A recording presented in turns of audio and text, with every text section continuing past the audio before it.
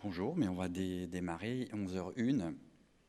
Donc, bienvenue au Salon de la Data, 5e édition donc du Salon de la Data, dont l'IGN est le co-organisateur depuis sa première édition en 2016. Donc, je vous remercie de votre présence et de votre fidélité. Alors moi je suis Thierry Blouin, je suis délégué régional IGN pour la région Pays de la Loire. Et le rôle du délégué régional, c'est d'être un petit peu l'ambassadeur de l'IGN en région. Et le sujet que je vais vous présenter tout de suite, eh bien, c'est la gratuité de toutes les données publiques de l'IGN. Alors, première question, d'abord, qui est l'IGN? Que veut dire IGN? J'imagine que si vous êtes présent, vous le savez un petit peu, mais ça mérite quand même d'être précisé. Alors déjà, l'IGN, eh bien, ce n'est pas Google Maps. L'IGN, c'est pas pareil, c'est autre chose. Et je voudrais faire un petit sondage, commencer par un petit sondage, savoir qui ne connaîtrait pas dans la salle ou n'aurait jamais utilisé Google Maps.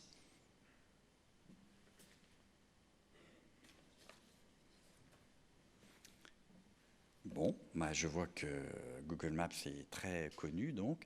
Et qui ne connaîtrait pas l'IGN, alors c'est un petit peu faussé, étant donné votre présence, mais ne connaîtrait pas l'IGN autrement que par les cartes papier au 25 millième au 25 000.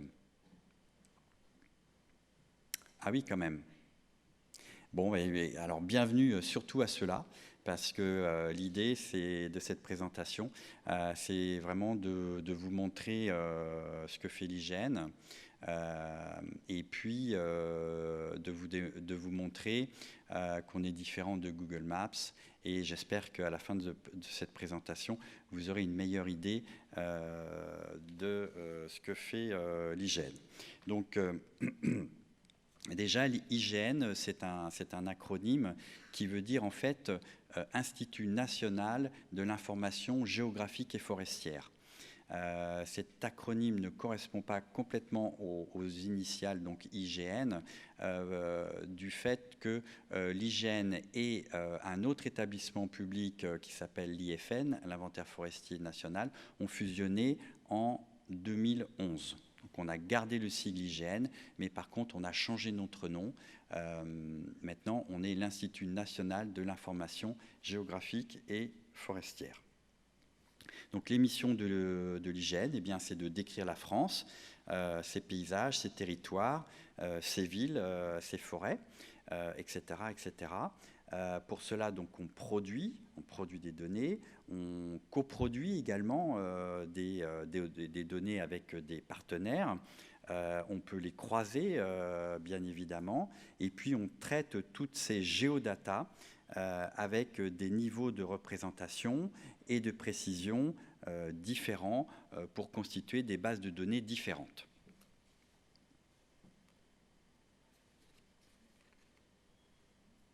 Alors, une géodata, le terme de géodata, donc on a mis le mot géo devant data. Pourquoi ? Parce que c'est une donnée qui est localisée. Donc si on formalise les datas sous forme d'un tableau, une géodata sera une data comme les autres, sauf qu'elle possédera dans son tableau sans doute 3 colonnes supplémentaires qui correspondent aux coordonnées de ces données. Le X, le Y et le Z pour les localiser dans l'espace et en 3D.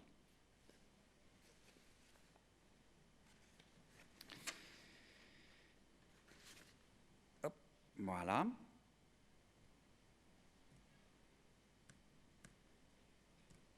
Ok, excusez-moi. Alors, ces données, ces géodatas, les géodatas de l'IGN, par leur variété, leur richesse, leur précision et leur multiplicité, eh bien, vont contribuer à répondre à de nombreux usages, comme répondre aux défis climatiques, aider aux territoires intelligents, à la mobilité, créer des services autour de la mobilité, et puis créer des services géolocalisés en général.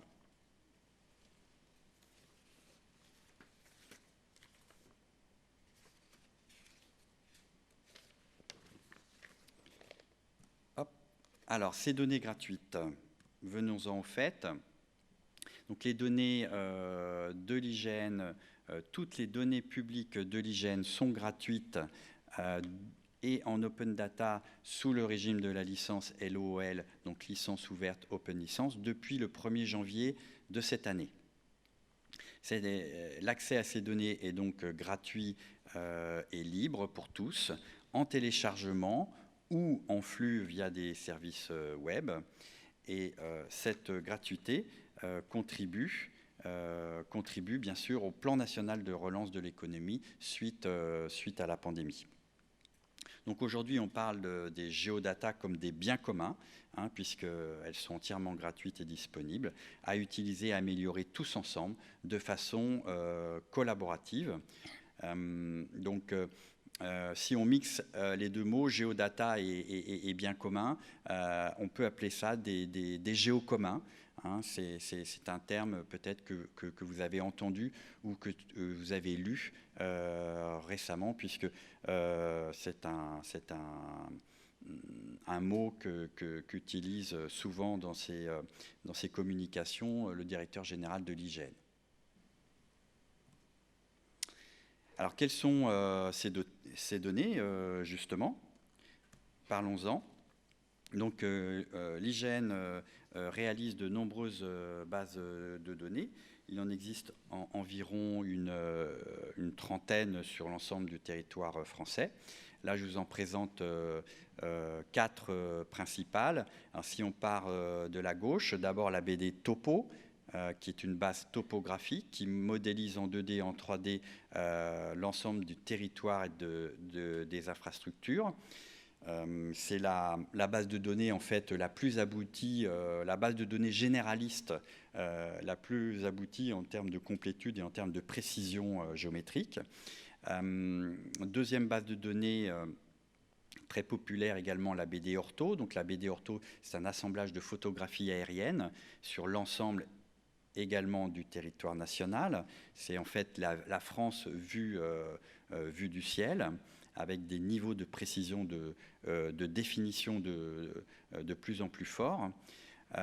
Troisième base de données très importante, le RGEALTI, qui veut dire donc référentiel grande échelle altimétrique, qui sont des données altimétriques qu'on appelle aussi des modèles numériques de terrain, MNT, maillés, c'est-à-dire sous forme de grille. Et ces modèles numériques de terrain décrivent le relief avec une grande précision. Et enfin, quatrième base également très utile, Plan IGN, qui est un fonds de cartes numériques de référence pour tous vos usages donc, professionnels, que ce soit sur vos sites Internet, dans vos systèmes d'information géographique. Le système d'information géographique est un outil qui vous permet de digérer ces informations, ces géodatas. Et également, vous pouvez utiliser toute cette donnée et Plan IGN particulièrement sur vos applications mobiles. Alors là, c'est uniquement les 4, on va dire, bases principales produites à l'IGN, mais il en existe bien d'autres qui sont disponibles, je le répète, sur l'ensemble du territoire français, outre-mer compris, comme le cadastre assemblé, comme le Scan 25, qui est l'image numérique de la carte au 25 millième, la carte de randonnée, dont on peut trouver une déclinaison sous forme de papier dans les librairies, que vous pouvez acheter dans les librairies. Des données d'occupation du sol, des données décrivant les cultures, les parcelles agricoles, une base de données aussi sur la forêt, qui permet d'avoir des informations sur les essences qui composent les forêts. Et puis à venir, des données LIDAR sous forme de nuages de points pour affiner notre connaissance du territoire en 3D. Mais ça, je vous en parlerai un petit peu plus tard, j'y reviendrai. Voilà, quels usages possibles, parce que ben voilà, à quoi ça sert tout ça finalement. Donc je suis là aussi si vous ne connaissez pas bien les bases de données de l'hygiène, vous donner des exemples d'utilisation.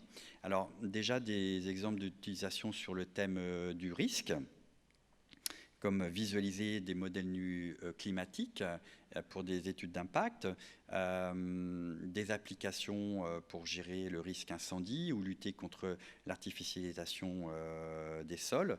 L'hygiène est en train de constituer aujourd'hui une base nationale qui s'appelle Occupation du sol national, par exemple, et qui participe au plan biodiversité de l'État. Vous pouvez aussi suivre un territoire après une catastrophe naturelle ou industrielle, réaliser des cartes d'urgence, ce qu'a fait l'hygiène par exemple, suite à la tempête Alex de l'an dernier, qui a eu lieu dans l'arrière-pays niçois, en mettant à disposition très rapidement après la tempête, un service qui permettait de comparer des photographies aériennes juste après la tempête et avant la tempête, qui permettait aussi d'obtenir des données altimétriques sous forme de nuages de points LIDAR. Vous pouvez aussi, toujours dans le domaine du risque, mieux connaître les cours d'eau, simuler des inondations autour des cours d'eau, mais bien sûr aussi sur le littoral. Dans le domaine environnemental, eh bien, avec ces données Géodata Hygiène, vous pourrez étudier les habitats naturels. Il sera possible aussi de visualiser, d'analyser rapidement les systèmes de culture agricole. Peut-être savez-vous par exemple que dans le cadre de la politique agricole commune, les agriculteurs déclarent leurs îlots de culture via un outil qui est mis à disposition par le ministère de l'Agriculture et qui possède des données nationales réalisées à l'hygiène. Vous pourrez aussi évaluer les ressources en bois énergie, alimenter par exemple des données pour la rénovation de bâtiments, ça c'est un autre domaine, ou étudier les potentiels solaires des toitures.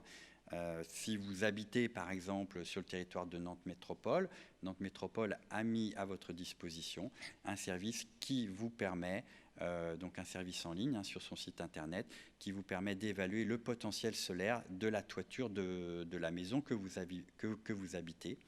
Et ce service s'appuie sur des données altimétriques qui ont été réalisées par l'hygiène.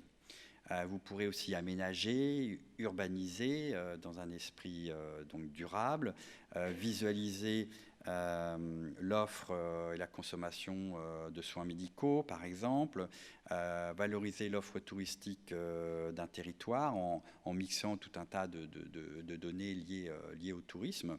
Vous pourrez aussi utiliser un service packagé qui s'appelle Hygiène Rando, un service en ligne qui s'appelle Hygiène Rando, pour mettre en valeur votre territoire, si c'est votre souhait, dans le domaine des sentiers de randonnée.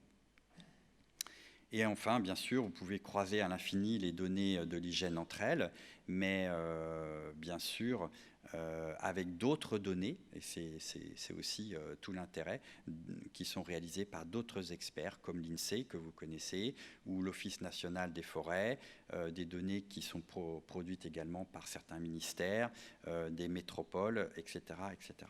Donc, la liste des usages est multiple. Cette liste n'est bien sûr pas exhaustive, et puis il y a tous ces services et tous ces usages qui n'existent pas encore aujourd'hui et que peut-être vous, dans la salle, allez inventer, donc créer ces usages innovants qui sont encore à découvrir.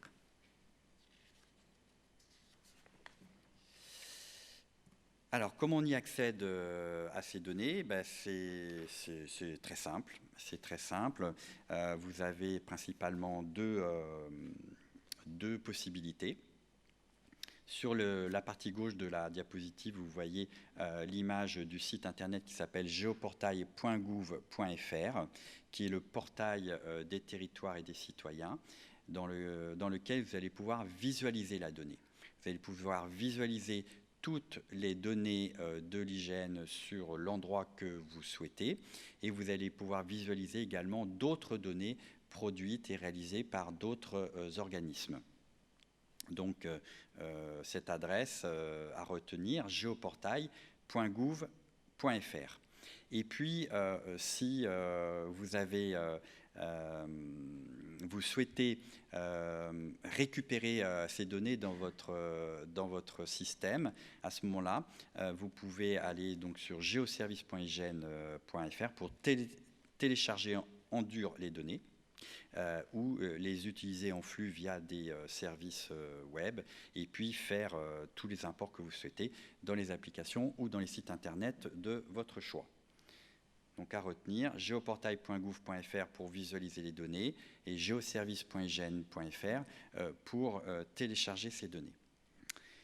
Et enfin, je terminerai en disant que je suis à votre disposition pour répondre à toutes vos questions, soit maintenant, après cette conférence, il nous reste 5-10 minutes, soit au stand d'hygiène qui est juste à la sortie de la salle à droite aujourd'hui, soit plus tard, ultérieurement, selon vos besoins, aux coordonnées qui sont présentes ici et que je vous laisse prendre connaissance. Alors vous vous souvenez, je vous avais dit que je vous parlerais des données LIDAR. Alors, je vais faire juste un petit zoom sur les données LIDAR. Les données LIDAR, en fait, c'est un petit peu l'image que l'on voit ici. Vous reconnaissez sans doute le Mont Saint-Michel, qui est dessiné, entre guillemets, un peu à la manière d'un peintre pointilliste. Mais en fait, chaque point de ce paysage et de ce Mont Saint-Michel est déterminé par ces coordonnées, donc X, Y, Z, en 3 dimensions, ce qui vous permet de scanner, ce paysage pour finalement réaliser en 3 dimensions une sorte de jumeau numérique du territoire qui vous intéresse. Et si je mets un accent particulièrement sur ce point-là, c'est que l'hygiène vient d'engager un programme sur 5 ans pour scanner non pas le Mont Saint-Michel uniquement, mais l'ensemble du territoire français. Voilà, pour vous permettre de mesurer, de simuler, de remplacer des éléments par d'autres, de jouer avec ces données comme on jouerait avec un jeu de construction. Voilà. Eh bien maintenant, je dirais que puisque les données sont gratuites, vous avez vu qu'elles étaient utiles, qu'elles étaient variées, qu'il y a beaucoup d'usages possibles, qu'elles sont disponibles facilement. Eh bien, à vous de jouer. Et les data hygiène sont à consommer sans modération pour tous les usages que vous avez déjà ou que vous aurez après avoir découvert ces données. Voilà, je vous remercie et puis on peut prendre quelques questions. Je regarde sur le chat en ligne s'il y en a. Je n'en vois pas. Vous envoyez? Non. Alors, si c'est un petit souci de rafraîchissement, et si des visiteurs nous suivent en ligne, je les incite donc à me envoyer leurs questions à cette adresse-là, pays-de-la-loire@hygiene.fr. Je me ferai un plaisir d'y répondre. Et en attendant, nous avons encore 5 minutes peut-être. Oui, 5 minutes pour des questions de la salle.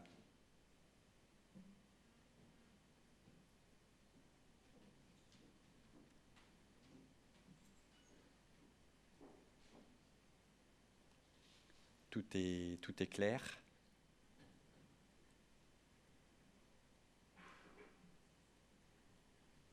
Ah, oui?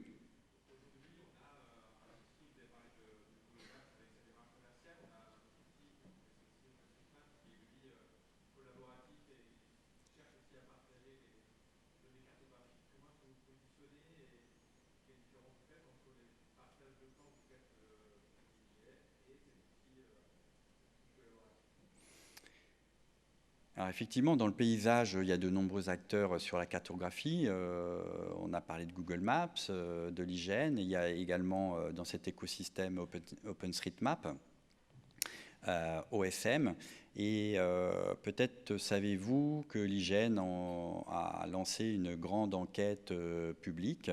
Environ entre 150 et 200 organismes ont répondu pour mieux connaître justement les souhaits des utilisateurs des données et voir ainsi vers quelle mission doit se tourner l'IGN en priorité.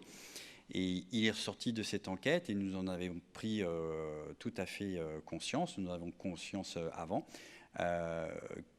Nous avons tout à fait cette intention à l'IGN de nous rapprocher d'OpenStreetMap pour mieux collaborer tous ensemble, puisque aujourd'hui, l'ensemble de ces données sont open data, que ce soit côté IGN ou côté OpenStreetMap. Et nous avons aussi cette ambition de travailler de façon collaborative. Donc on a encore, on a fait quelques initiatives avec OpenStreetMap, mais on a encore tout à inventer.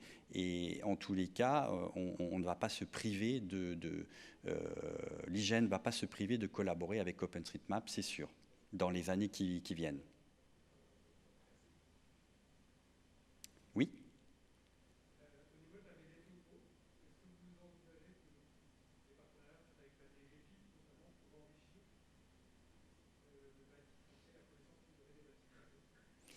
Oui, tout à fait. On a d'ailleurs déjà, l'IGN a déjà un partenariat avec la DGFiP pour enrichir ces données BD Topo sur certains attributs, comme par exemple, il me semble, l'année de construction des bâtiments ou le nombre d'étages. Et on va continuer. Hein. La démarche de l'IGN aujourd'hui, c'est vraiment de ne pas travailler seul et de travailler en partenariat. C'est quelque chose qu'on a entamé depuis de nombreuses années, mais que l'on va encore développer. Et le partenariat avec la DGFiP est d'ores et déjà actif, et vous envoyez déjà les effets dans la BD Topo sur le thème bâtiment avec une plus grande variété d'attributs sur ces bâtiments grâce aux données du ministère des Finances.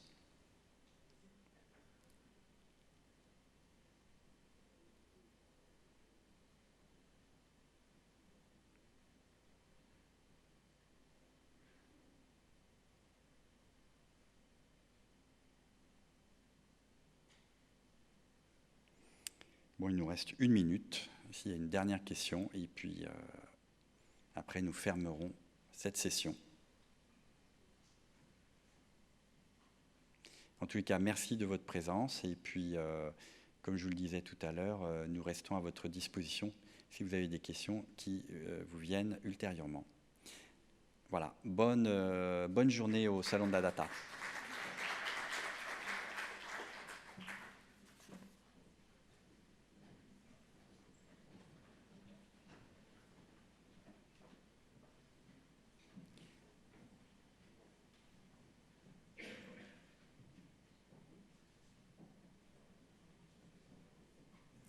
Alors oui, j'avais 2 questions. Je ne sais pas s'il nous reste 1 minute.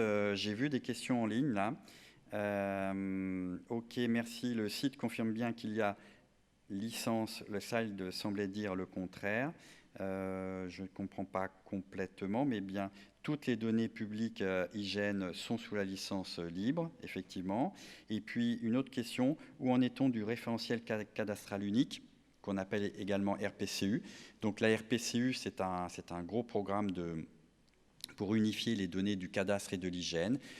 Aujourd'hui, il existe un département qui est déjà en ligne, qui est le 94, et puis le 44, d'ailleurs, va être finalisé et diffusé dès le mois de novembre sur le site de cadastre.gouv.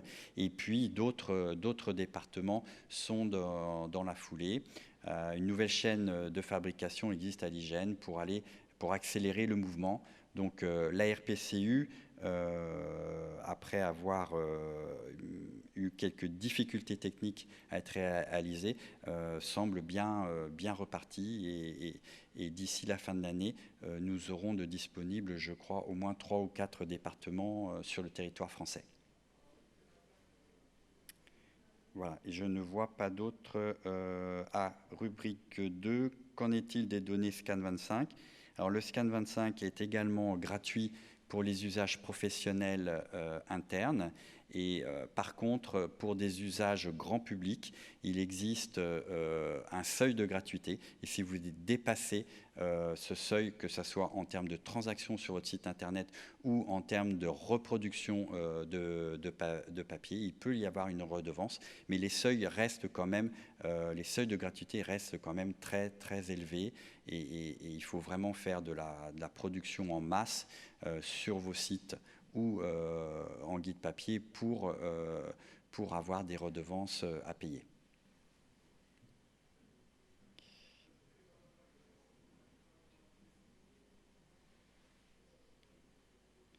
Et j'ai la question, confirmez-vous que le Scan25 est en licence ouverte? Non, le Scan25 n'est pas en licence ouverte car il possède des données de tiers, particulièrement les données de la Fédération française de randonnée pédestre, qui nous empêchent de le rendre en licence ouverte, mais il reste gratuit pour tous les usages professionnels.